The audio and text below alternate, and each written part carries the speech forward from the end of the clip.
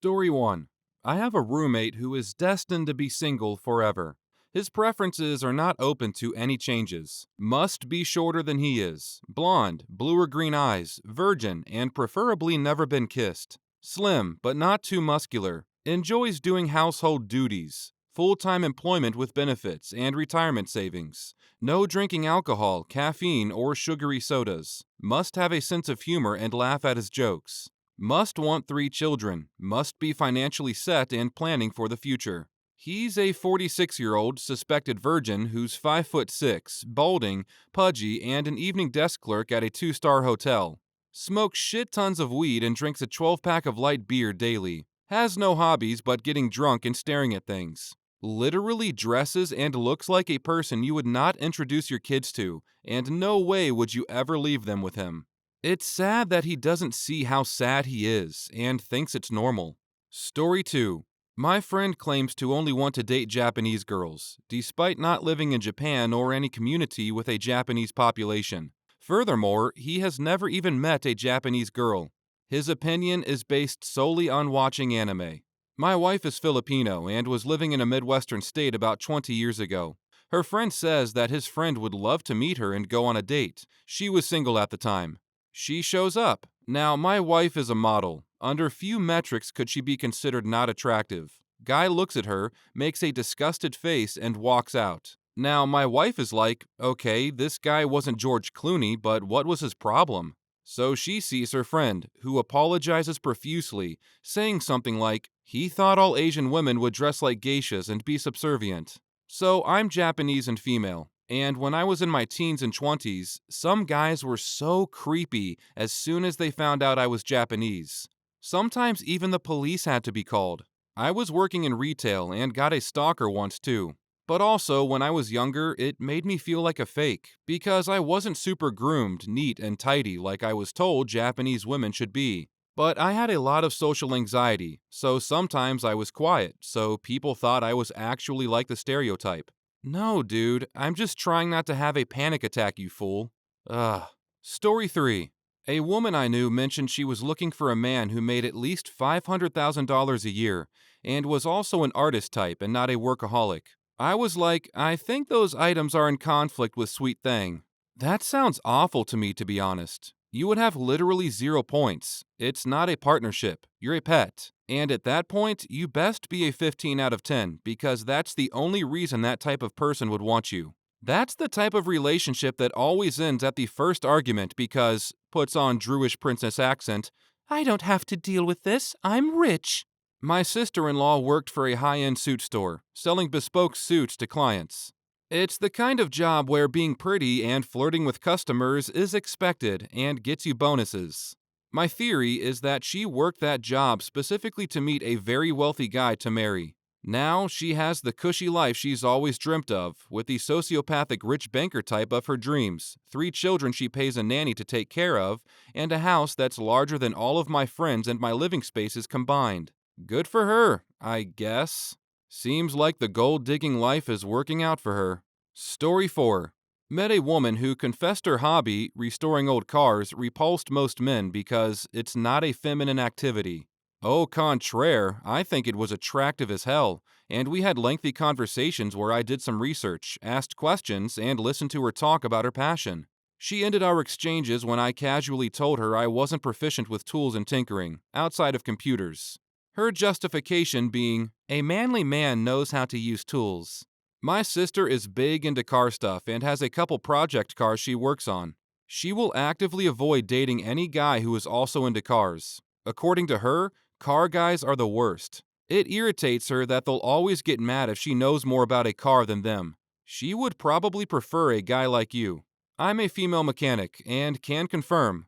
Sort of. I've met some nice guys at work, but the cool ones are all married family men. The young single guys are typically jerks. Also, I've never gotten hit on at work, because car guys don't typically want to date a woman that is almost exactly like a man. Story 5. Not the most ridiculous, but I got a good laugh when my friend said he wanted to set his dating profile to exclude girls with small dogs that can't breathe well. I could actually get behind this. It will either be a pug or a Frenchie, 2 of the most overbred breeds. and Frenchie owners thinking they're better than anyone else, using them as status symbols. This I can honestly get behind. It's not fun trying to sleep listening to Darth Vader lying by your feet. Story 6. Girls I knew only dated guys with trucks due to masculinity. Straight up said she couldn't take a guy who drove a woman's car seriously to do a man's role in her life. Guy she wound up with was shorter than average, small and scrawny, worked an office job, and was pretty much the opposite of the big, burly masculine type. But he drove a truck. I found that so odd. I flip cars, so what I drive can change on a daily basis. I can't imagine that being a deal breaker for someone.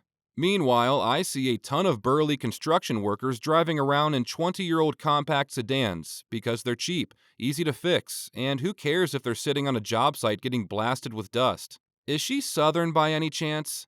I can't tell you how many prissy pretty boy Southern guys I've seen who cry about the heat and just go from air-conditioned space to air-conditioned space their whole life, crying about doing anything physical, but think they're manly men because they drive a truck. Maybe it's a cultural conditioning thing.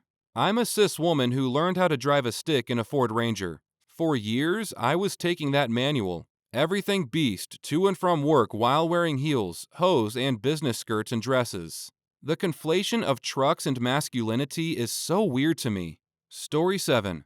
Having an active social media presence. Multiple people tell me that my choice not to use social media was a huge red flag, but in reality, I got rid of my accounts because they were making me miserable. I got rid of my Facebook, Instagram, and Twitter accounts 2 years ago, and I have been noticeably happier ever since. I have been told by team leads at my job that they can't trust me because of my lack of social media presence. When the hell did being less self-focused become a bad thing? When I was dating, I would tell women that I had a secret clearance and they didn't allow me to have social media as it was a security risk. Never had a problem with that explanation. I used to be a security contractor and actually had a clearance, so it wasn't that far-fetched. Truth is, I just didn't want the social media drama. Hard for people to twist your words or use knowledge about you against you if they have absolutely nothing to go on. Most people are generally lazy, so if you're not on the internet, you basically don't exist. It's glorious. Story 8. Specific race, specific piercing, fat butt, short curly bouncy hair, freckles, must have athletic fit body, no social media, no Twitch or YouTube, no guy friends, but he can have girls that are friends. I can go on and on. You must be okay with hypocritical views and double standards for him. I'm not making this up. So insane. Those requirements are ridiculous even without the double standard. Some people are really delusional about dating. And good luck dating this person because you'll only be a placeholder as they wear a mask of deception. He'll lie to your face. He says he loves you, you're everything he wants, when in reality, he's truly unhappy with you and gets off by sharing pics of women of his preferences with his guy friends. Do not get lost in this toxic mind trap. When you find this out, leave. You deserve better, and so does he. About 1,000 years ago, before online dating was a thing, I briefly worked for a matchmaking service called Matchmaker International. Women mostly just wanted someone they felt comfortable with, but so many of the men acted like it was a service. They would give long lists of oddly specific requirements. Dude, I don't even know if that woman actually exists in real life, and if she does, I don't think she's interested in you. Story 9. My wife's best friend doesn't last long in relationships because she's waiting for the perfect man to come along. Perfect features, makes good money, treats her like a queen, no flaws whatsoever. She's living in a fairy tale. The most sympathetic of people who fit this description are women who I think are just stupidly rose-tinted enough to believe every dude that shows them mild kindness is their Prince Charming. This phase can either be very easily shattered after a few months, or it maintains itself until they've wasted years with a man with no redeeming qualities. Like the people who say they're tired of drama in their lives, they seek it out like a beacon because they have no idea how to live without conflict. My ex-BFF is very similar. She's 6 feet and will only date dudes taller than her and super masculine in appearance, whatever that means. Always goes for guys who are emotionally unavailable and career motivated, i.e. wealth potential.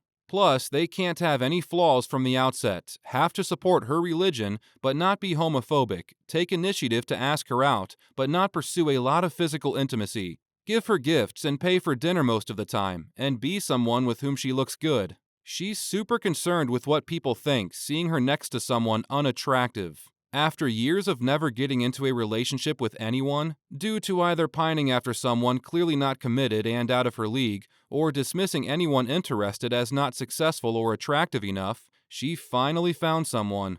I'm curious how long it will last, but I ended the friendship due to her gaslighting and narcissism. Story 10. I once knew a woman who wouldn't date a guy because the back of his head was too flat. I used to be a hair model, and when I was on a job, my hairdresser was presenting and talking about how I had a nice shaped head, and how once they had a beautiful model who agreed to go really short, pixie short, and when they cut her hair, they realized the back of her head was so flat it looked like someone had taken a shovel to it. And the poor girl had no idea until they practically shaved the back of her head on stage in front of an audience of hairdressers. I often think about her and wonder how quickly she managed to grow back her hair.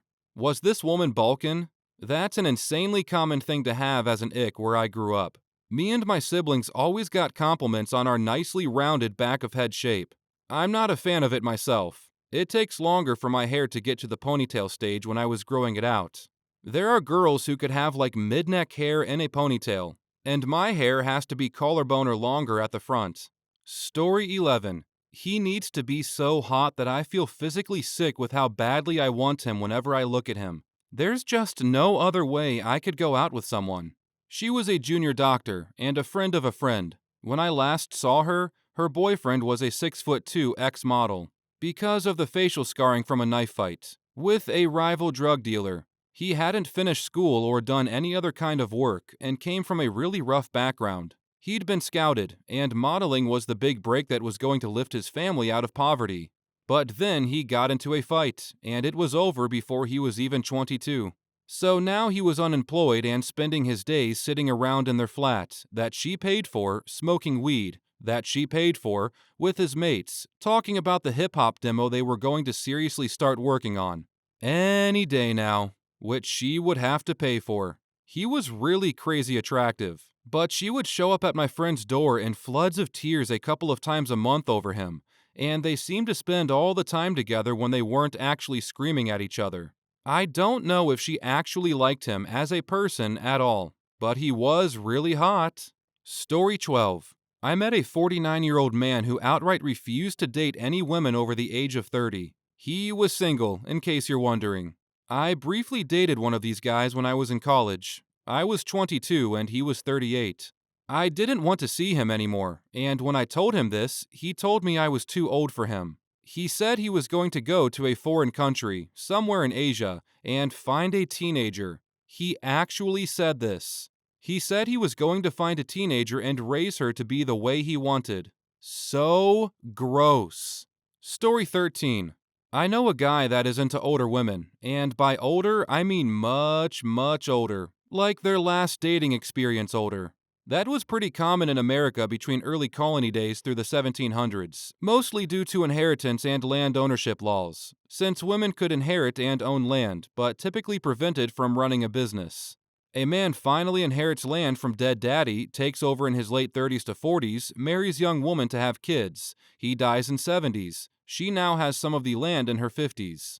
Married young man who's looking to secure some wealth. She has land but can't run business without a man.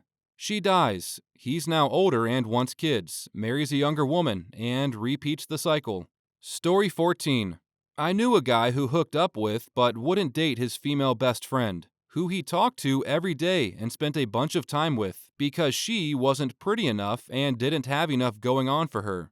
As in, she's the LA type who makes money off of gigs. This man was 40 years old and had no stable job. Granted, he was good looking, but how in the hell is he going to find a woman who's attractive and has things going for her if he doesn't also have things going for him? Story 15. There was a woman I worked with at a resale boutique. She was dating this guy for like 6 months. They went out every weekend. She was really pretty. He was really handsome. She asked me what me and my boyfriend talked about. She explained that her boyfriend would take her to bars or restaurants, or they would hang out and watch movies. But they never really talked, and she didn't know what couples were supposed to talk about. She mostly just dated him because he was good looking, and she liked how he dressed. Story 16. Once got a message out of the blue on a dating app from a woman who I hadn't approached, liked, or even talked to, in order to reject me out of hand. I hadn't asked, because how can you be in your 30s and not own your own home? I mentioned in my profile that I was currently renting somehow, but it wasn't more than a passing comment, and she just messaged to rebuke and reject someone who hadn't even approached her. I thought it was the weirdest thing. Not even a beginning of a conversation or an honest inquiry or anything. It was an attack right out of the gate. Didn't like to tell her that the only reason I was renting was that the 2 previous houses I'd owned I had given to my exes.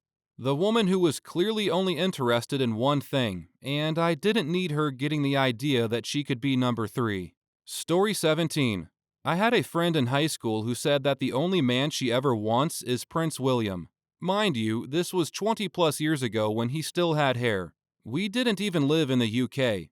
She's in her 40s now, and she must have been serious about it because she has never dated anyone else. Story 18. I had a friend slash coworker who required men she dated to be at least 6'2", black, intelligent, handsome, holding a good job, chill after being told after a few dates that she had herpes, never late to a date, even 5 minutes because that's disrespectful of her time, always pays for dates, always responds to her texts the same day, and visits her in the hospital even if she's only there overnight. They've only been on a few dates, and he has to work and has pre-existing obligations. She had a zero-tolerance policy for anyone who failed any of these requirements. In essence, they had to treat her like she was just about the most important thing in their life. For some reason, she found it hard to find a man to go on more than 2 or 3 dates with. Story 19. I knew this Bangladeshi guy who was always complaining about white women being racist and not wanting to date non-white guys. He said this, despite no apparent difficulty getting into relationships with them. At one point, he told me he thought white people were the only race he found attractive. So essentially, his criticism was that they had the same preference as him. Story 20. I had a guy that said we couldn't keep dating because I was not geographically desirable. We lived in Atlanta at the time, and with traffic, we were too far away to be able to see easily on weekdays, since we lived on opposite sides of the city. Not ridiculous. I was dating a girl an hour and 15 minutes away, and even though the deed was great, it wasn't worth driving 3 hours for every time. She couldn't drive. You can't make me drive that far and not split the bill on dates, lady. Story 21. I had a girl on Tinder blow up on me and start calling me names because I asked her for her Snapchat. I told her I don't like giving my phone number out to people I really don't know. She went on and on about how I wasn't a real man and that I should just go talk to other little girls because I have low standards. She pretty much cemented my reasoning for not giving out my phone numbers to people I don't know. She was obviously crazy. It's also funny because I was 23 at the time, and this woman was 44. Story 22. I've known several vegetarian women who wouldn't date vegan or vegetarian men because it's not masculine to be vegetarian. I was good friends with one, and she explained that she wanted to date a guy who ate steak and make him go vegetarian for her. So for her, it was about taking someone with a fundamental difference in values and trying to change them for her ego, rather than finding a compatible partner who shared her values. Story 1. Dishonesty is my main one. If you can't trust them, then there's no reason to even date them, because you're always going to worry what they're doing when they're not with you. In my circumstance, I've been with my boyfriend for 6 years, and it's been great. When we first started talking seriously, he said he watched a show that I was talking about. We would talk about it, and I didn't know until like 2 or 3 years later that he actually never saw the show, but his sister had, so he would ask her about it. While that was being dishonest, I took it as a white lie, and that he did so because he wanted to talk to me even if it was about something he's never seen. Just a funny story on this, to show this shouldn't be the case all the time. Story 2. Lack of empathy/compassion. This is what killed my 23-year-old marriage. Her lack of compassion and empathy for anyone other than herself was shocking and heartbreaking. It wasn't always like that. It just slowly developed, like Polaroid over time. She's proud of it. Story 3. This sounds dumb, but if she's not into me, I am not interested. If she plays hard to get, I'm done. I'm not playing the games anymore. You'd be surprised how often a woman has said she was into me, but won't do anything at all to act like she actually is. Yeah, that is a weird one. You experience a couple women who make it very clear they're into you, it changes the way you deal with women. I don't like second guessing what we're doing. There are women out there who think playing hard to get is a way to know that a guy cares enough. Well, I'll agree. I don't care enough to chase a woman. Ever. Story 4. Any sort of hard to get, playing games, you need to work for me bullshit. If you're into me, just say so. If you're not into me, just say so. End of fucking story. I think the majority of people are pushing for positive femininity, which should be encouraged but is being hijacked by a bunch of charlatans saying to women that you should all be treated like royalty, and you deserve better, and the man is always wrong. Which I think leads to this crazy game-playing, prodigy-feeling women. You are no different than anyone else. You should be respected and loved as a human being, not just because you're a woman. At least in my experience, this is what I've seen. That, or if they act as if you're there to entertain them. Too many profiles listed as, "I'm bored, entertain me, please be able to hold a conversation." Those types of women I've found are the literal worst at holding a conversation because they are so entirely uninterested in everything and won't engage with you on any topic. They don't do anything. They aren't passionate about anything. They don't ask questions about what you were passionate about. They answer any question you ask with like 1 to 2 word responses. I hate it. I'm not a thing to entertain people. I'm looking for a connection and conversation. If you aren't interested in the slightest, then why did we match and/or start this conversation in the first place? Just leave or walk away. Story 5. Inability to acknowledge being wrong. Being able to do that and grow with me as an individual was literally one of the biggest things that led to me falling in love with my current girlfriend. I will never again, ever be in a relationship with a woman who doesn't have that quality, because seeing how much better this relationship has been than any of my previous, I just can't ever go back. Story 6. Social media. I don't want every waking moment of my relationship plastered on Facebook, Instagram, and Snapchat. I dated one girl for a year who didn't have a smartphone, didn't have internet at her house, and didn't even own a TV. It was surprisingly nice. Honest. When we spent time together, we spent our time together. A lot of people are posting timeless things like honesty and integrity and so on, which are true, but this is a good example of a modern one. When someone becomes obsessed with social media, they inevitably start putting on a show rather than experiencing the world. Special occasions, sure. But if someone is going around asking me to help them get the perfect shot framed for totally mundane things like dinner or a walk or their dog they've had for a while doing totally normal dog things and so on, yeah, that's a no. Story 7. Distant personality. That shit can take a lot out of me. I'm an anxious avoidant person, and I make clear, conscious efforts daily to ensure my partner doesn't feel the effects of that. Just because my childhood resulted in this type of personality attachment style doesn't make it an excuse to treat my partner poorly. I just need to be honest with my partner, have very good communication, and make a conscious effort to show him love and attention. Sometimes I will forget to show affection for a while, and he'll give me a gentle reminder that he would appreciate a hug or something. I kick myself in the butt and do my best to shower him in affection. It hasn't always been like this to make it work. We've been together for 11 years, and we have had many ups and downs, especially in the area of my attachment style. But me being able to acknowledge and recognize when my anxious avoidant personality may impact our relationship is key, and making efforts to combat it greatly helps us. Story 8. I have had a few women I met online start talking about how supportive I can be for their children before I even met them. Like, if you just shop for a replacement for their non existent dad, I am out. Yeah, I've had this happen as well. I have seen single moms mentioned a few times, and while it's not a deal breaker, my most recent ex being an exception, it mostly is. Most I meet don't want any more kids, and I do it on my own. But mostly, I dated a single mom whose kid became so attached to me that it killed me and her when we broke up. We stayed friends, and she started dating a new guy her daughter didn't like. She was desperate to get us all back together. I had to remove myself from the picture completely. It broke me. I wasn't serious with a woman with kids until my most recent ex. But her father wasn't in the picture, and I'd known her since I was a baby. Story 9. General punctuality, though this is a state with friends too. If you're going to be late, let me know when you know. If you live 30 minutes away and text me when you were leaving 5 minutes before we're due to meet, you knew you were going to be late 25 minutes ago. It's a small thing, I know, but I've known people like that, and I've waited in the cold too often.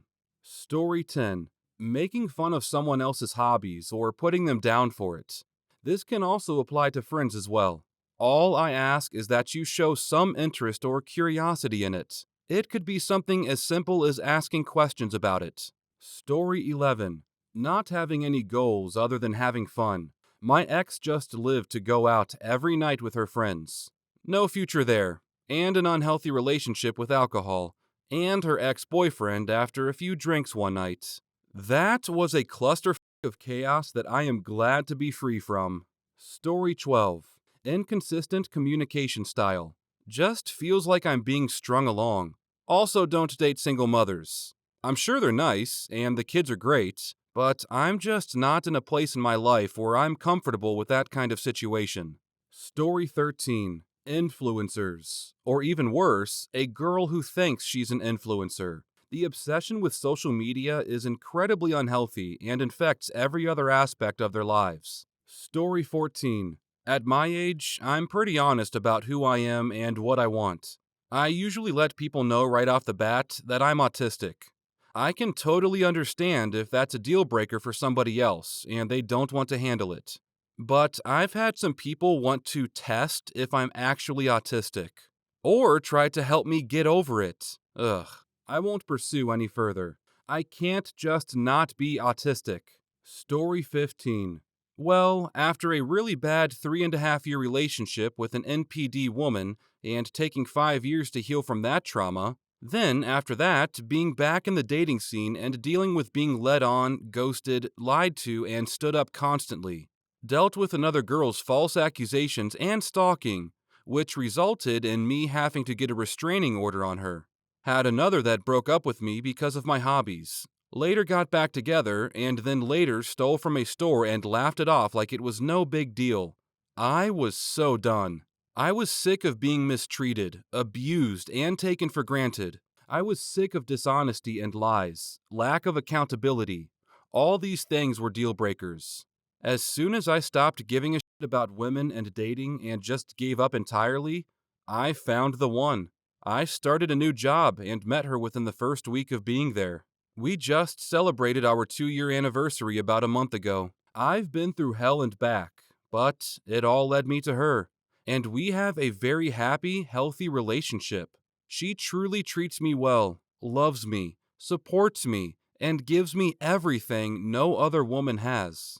Story 16. Someone who starts off with a list of demands and expectations, or things they don't like, rather than saying what they want or like or expressing themselves so you can get to know them. I've seen this is just a huge red flag for women that are generally just unhappy with life and not fun to be around. Story 17. Height preferences on dating profiles. It's just rude. I can't help being 5'7". I have been this height for ages. I get preferences and stuff, but seeing if you're under 6 foot, don't bother on the regular is a bit of a downer. Also, horses. I went out with a horse and girl, and it was a car crash. I don't blame the actual horses, but horses make girls get a bit weird. If you know, you know. Story 18. For me, when I was dating, it was women who didn't know how to cook or clean. That may seem a bit misogynistic, but I am someone who cooks and cleans and can keep a house. The number of people I would go on dates with that didn't have those skills was a bit baffling to me. How do you feed yourself? Is it takeout every night? I wouldn't expect a potential partner to be unable to do household things that I do, nor one that was unwilling to share the burden of keeping a place together. Story 19. Honestly, anything to the effect of men are trash or I hate that I'm attracted to men in their dating profile. Like, I get it. A lot of women have had a lot of really bad experiences with men. And at the same time, I'm not here to fix anyone. And I really hate being treated like one of the good ones. If you really hate men to the extent that you need to declare it on your dating profile, you should probably be working that out with a therapist. Story 20. I am a teacher. I worked very hard to become a teacher, and I earn a lot less as a teacher than my potential. I'm a licensed thermodynamic engineer with a master's. I do the job I do because I was let down at every turn by the school system, and I want to be the person who never lets a kid down and never tells a neurodiverse kid to be more realistic. I do it out of love for my students and a sense of duty to do my best by them. So many people I date can't seem to understand why I would give up being wealthy to do it. Even after I explain my rationale, they just seem so obsessed with getting as much money as possible. I cannot get past that. Story 21. Having a guy best friend who is flirty. The kind of girl who keeps this best friend as a backup or hookup instead of being a platonic friend. And stay away from any female who says something along the lines of, I don't have any female friends because female friends are backstabby, etc. It's a canon event, and every guy should go through this at least once. Story 22. A lack of mental health awareness, for lack of a better term. I am not a mental health specialist, and I cannot be your therapist. If you have issues and are actively working on them, very different than just expecting me to be the one to fix them. Story 23. Just dating in general. Trying to find the will to date or trying to date in this day and age is just non existent. I look around at friends and family who are dating and see how unhappy they are in their current relationships and dating lives. And it's not making me enthusiastic enough to even try it. I know I'm not a very attractive guy, and so that plays a part in the reluctance. But between reading shit online and what's happening to those around me, it's like, well, I guess I'm gonna die alone. Story 24. After 4 decades and dozens of failed relationships, this is easy. If she tries to change you into someone she wants instead of accepting you for who you are. Your partner should inspire you to be a better version of yourself, not dress you up to be someone you're not. This also goes for setting rules on how you can eat, walk, dress, drive, who you can talk to, be friends with, etc. Any interrogation about your wages, earning, wealth, stocks, or material possessions. Being self-made, having money, and being financially stable are important, but passing your W-2 across the dinner table on first dates should never happen. If she even asks, show her the door.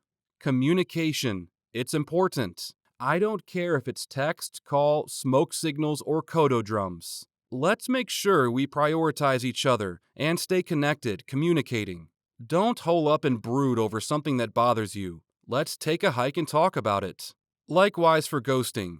If we're going back and forth and having a conversation over text, and you suddenly disappear for hours or days, major red flags. If you have to go and can't reply for a while, just drop a text saying so. If you come to the table empty-handed with just a list of what you want from me, instead of coming to the table with a list of your best qualities and attributes, that's how you're leaving the table, empty-handed. BPD, bipolar, or significant history of eating disorders. I've had this trifecta more than once, and even had this in a single person.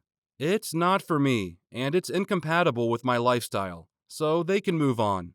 Hard pass. Story 25. When you ask them what they do for fun and their response is they smoke weed. I'm not a prude. If you smoke weed at parties or whatever, it's whatevs. But when someone says smoking weed is the thing they do for fun, like it's their hobby, it's like every guy jacks off, but if someone told me jacking off is their hobby, it's like you are way too invested in something that maybe it's fun, but like it's not that fun. Like drinking beers is normal, but saying drinking beers is my hobby is weird. Story 26. As soon as I see a double standard, I'm out. You cancel or flake 2 or 3 times. We're supposed to just be okay with it.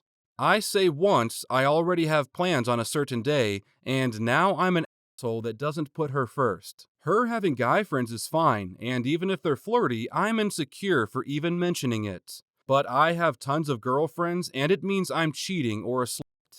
These people are insecure and controlling. They want a slave, not a companion. Story 27. Trust is key. Without trust, there's no basis for a relationship, not even as friends. Trust is very sacred. It takes a long time to build and only seconds to lose. Once trust is lost, it can never be regained. It has to be rebuilt from scratch, but it'll never be as sturdy as it once was. There's a lot of unworthy women running around wondering, where are all of the good men these days? Modern dating isn't even dating. It's a short interview before getting naked. Hookup culture ruined dating. Story 28. I'm not into the we see or pursue others until we are officially in a relationship with one of them culture. It feels like a job interview, and love should not be a job interview. If we are past the first getting to know each other phase, which at most takes a couple of weeks, and still flirting, they should not be flirting with or going after other people. If they do, I take it as either they weren't sincere about their feelings or they're players and not ready for a relationship. Both are deal breakers.